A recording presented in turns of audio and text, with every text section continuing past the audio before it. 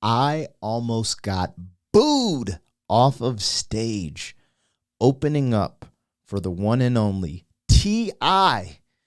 in like the year 2007 or 8. Bro, I learned so much from this experience. Now, this was the only time in my life I almost got booed off stage. What did Eminem say? I've been ripped up and tripped up and booed off stage. Yes, I almost was booed off of stage opening up for T.I., and I learned a lot from that lesson. You guys, let's have a story hour. Let's talk about it. Before we get into this, don't forget to like, share, and comment on all the content. But if you're really rocking with the vibe, hit that subscription button. I'm trying to get to 100K subs by the end of the year. That's my New Year's resolution. Let's get things started. 40-year-old what? Boys are back in town. 40. Boys are back in town. 40-year-old what? Boys are back in town. The boys are back in town. 40-year-old FUQ Boys podcast. Malt liquor for your ears. 40. All right, you guys. Well, let's get into it. So, I had a story to tell, man, and every now and then I'm going to drop in and tell you guys some stories that I've been through because I've been rapping professionally and recording since about 1998, 1999. Started doing shows back then, but I've toured all of America, all of Canada, all of Europe, done a lot of different things. I mean, I did the last show with ODB before he passed away. Literally did the show, flew to New York. Actually, maybe that's a story I'll tell down the road. Drove RZA through the mountains, through a blizzard, drove around Slick Rick. I mean, I've done a lot of interesting things. Maybe you think it's interesting. If you think it's interesting, leave a comment or type it in the chat if you want to hear some of these stories. But there's one story that stuck out in my mind, and I thought this would be cool to tell the audience here on YouTube and some of the artists out there. Okay, this is a story of, never quitting and never giving up. But yes, your boy, Black Pegasus, almost got booed off stage at a T.I. concert. And I think this was in like 2007, 2008 at the Fillmore Auditorium in Denver, Colorado. Now, I used to run from this story because I remember there's a group that went on for before me. I think at the time they were called Ground Zero Movement, and they got booed off stage for the most part. And I was up after them, and we're opening up for T.I., and I remember I almost got booed off stage, but I corrected the energy and made it work. But I remember because I think they got booed off stage, they were spreading the rumor that I got booed off stage. And I used to run from that story. No, I didn't. No, I'm dope. No, I don't. I'm just like, look, I almost got booed off stage, y'all. I'm going to tell you how. I'm going to tell you why. And I'm just going to keep it a buck and tell the story how it was.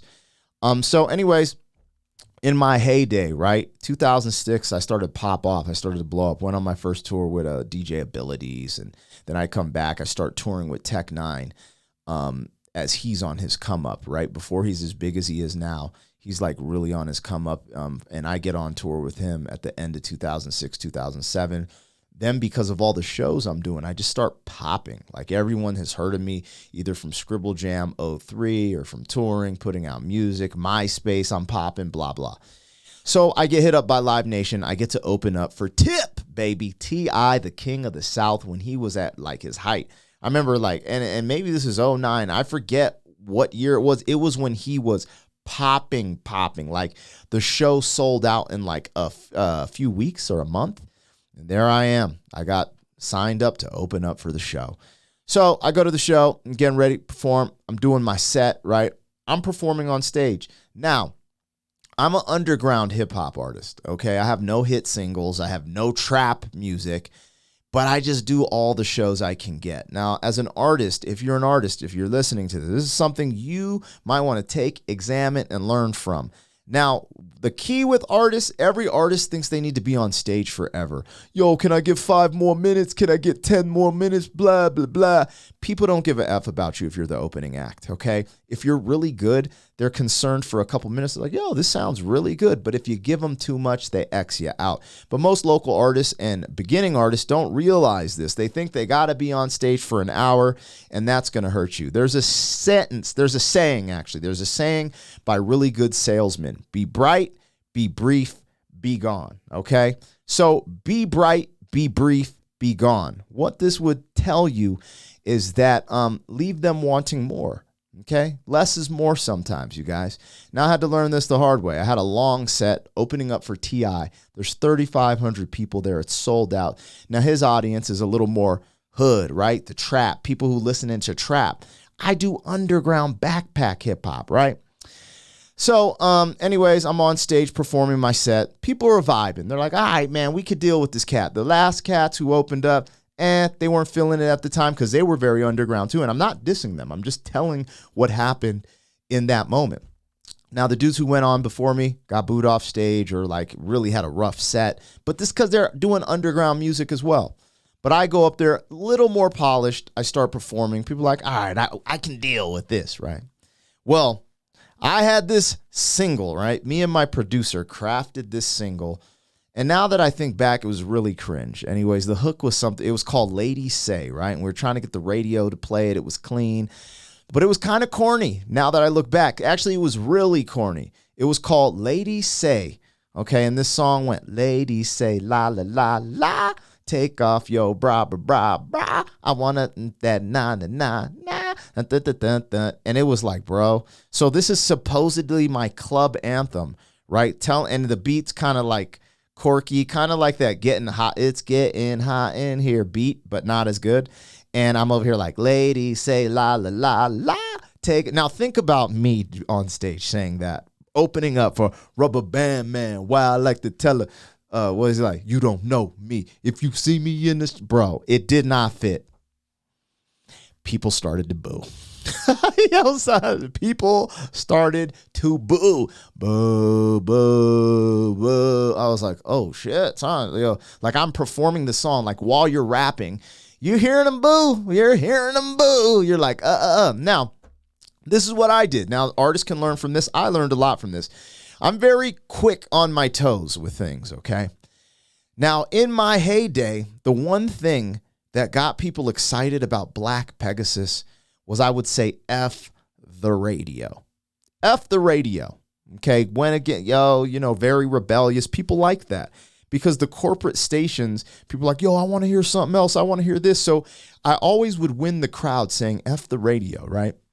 So that was the trick I had up my sleeve. Now I'm performing the song, Ladies Say la, la, la, la, take off that bra, bra, bra, bra. I want to see that na, na, na, na. Then we all like, ha, ha, ha, ha. You see how cringe that is? God dang. Anyways, I'm performing the song. People start booing. No one's throwing stuff, but people are booing. I remember the girls in the crowd were like, it started with women booing.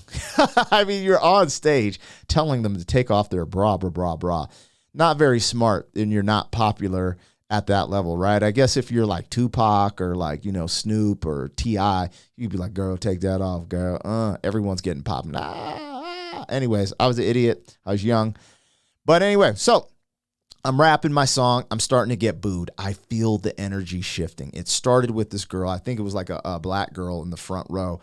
It started with her, and then it just picked up. All it took was that one person to be like, boo, and then boo, boo, boo, boo. I'm like, what the bruh? So anyways, they start booing. I pulled the trick out of my sleeve. I don't know how I did this, but I was like, I just turned to my DJ. I was like, cut the beat.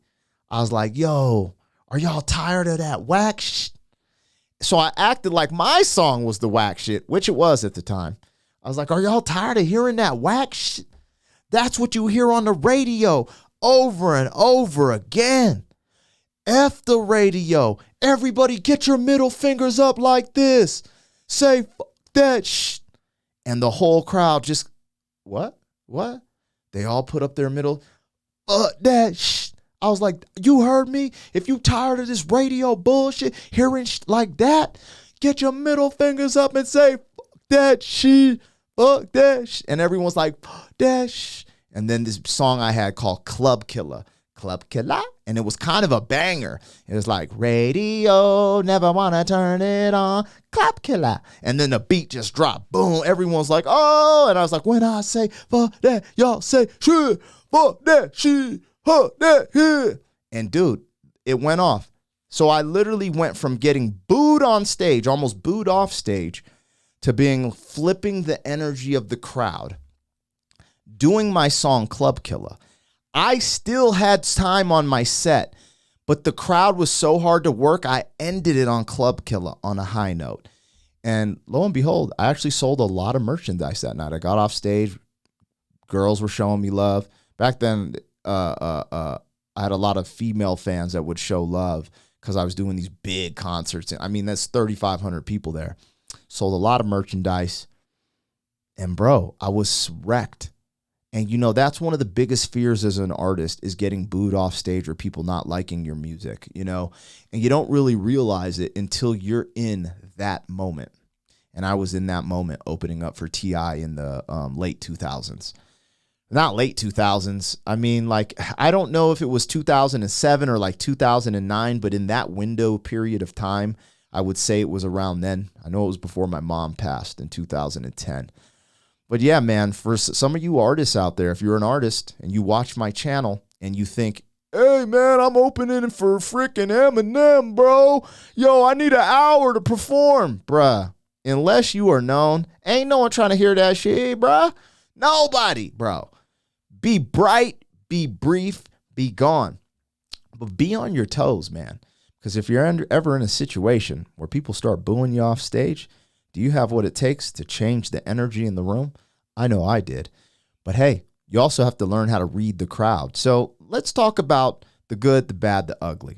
The bad was I got booed. The bad was I didn't understand that my music did not fit that audience.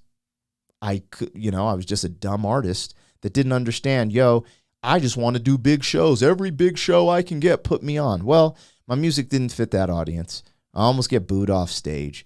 A lot of things there, right? But the good, what did I learn from this? Well, be bright, be brief, be gone.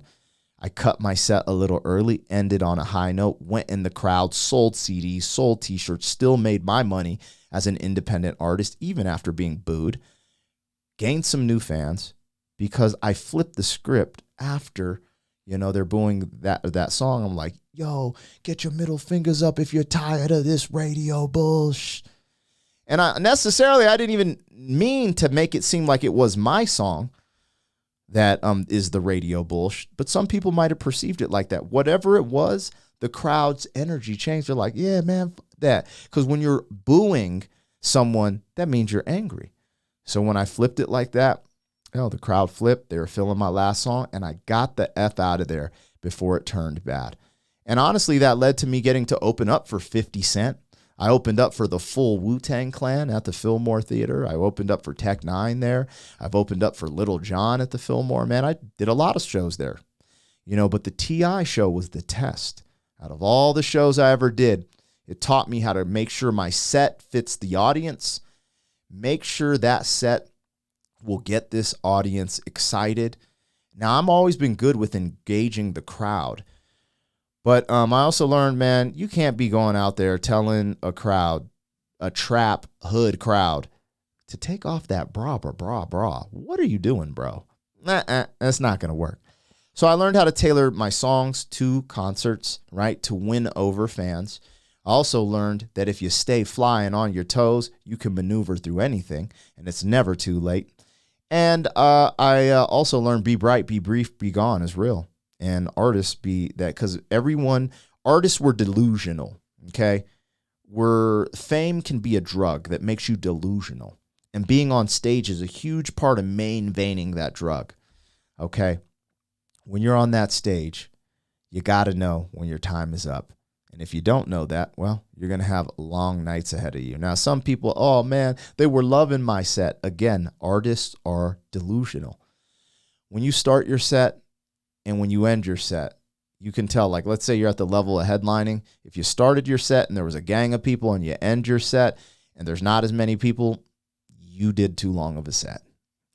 If you're an opener for a big headliner, if you started off hot, people were chanting, your chants, putting their hands up in the air, but by the end of the set, they're just sitting there sweaty looking at you, you performed too long. It's not rocket science. But anyways, that's my story, you guys.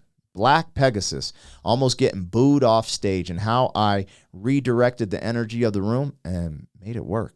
And here I am. So anyways, you guys, if you enjoyed that story, I got a lot more stories, similar, some better, some whatever. I figured I'd just share some of my experiences on the channel. Why not? And that was the time I almost got booed off stage opening up for T.I. in Denver, Colorado at the Fillmore Auditorium. And how I made it through that, and I kept on trucking. So don't ever give up. Anyways, if you enjoyed that, leave a comment, man. Let me know what you thought of that. What would you have done? Are you an artist? Are you not an artist? Have you ever seen anything like that happen? Let me know. I'd love to hear it. On that note, you know what it is. Like, share, and comment on all the content. If you're really rocking with the vibe, subscribe to the channel. And we're out of here, y'all. 40! Thank you for being some man. 40 years down the road, back again. FUQ, boy.